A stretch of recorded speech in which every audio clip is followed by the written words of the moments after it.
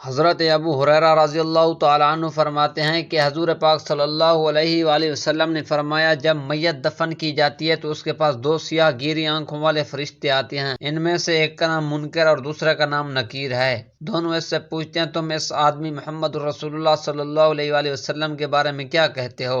وہ وہی کہے گا جو دنیا میں کہا کرتا تھا، یعنی محمد صلی اللہ علیہ وآلہ وسلم اللہ کے بندے اور اس کے رسول ہیں۔ میں گواہی دیتا ہوں کہ اللہ کے سوا کوئی الہ نہیں اور محمد صلی اللہ علیہ وآلہ وسلم اللہ کے بندے اور رسول ہیں۔ دونوں فرشتے جواب میں کہتے ہیں، ہم سمجھتے تھے کہ تم یہی جواب دو گے۔ پھر اس کی قبر 70 در 70 ہاتھ فراخ کر دی جاتی ہے اور اسے روشن کر دیا جاتا ہے۔ پھر بندے سے کہا جاتا، سو جاؤ۔ وہ کہتا ہے، میں اپنے اہل و عیال میں واپس جا کر انہیں اپنی مغفرت کی خبر دینا چاہتا ہوں۔ فرشتے جواب میں کہتے ہیں، یہ ممکن نہیں، بلکہ اب تم دلہن کی نیند جیسی پرسکون نیند سو جاؤ جسے اس کے محبوب کے علاوہ کوئی نہیں جگاتا۔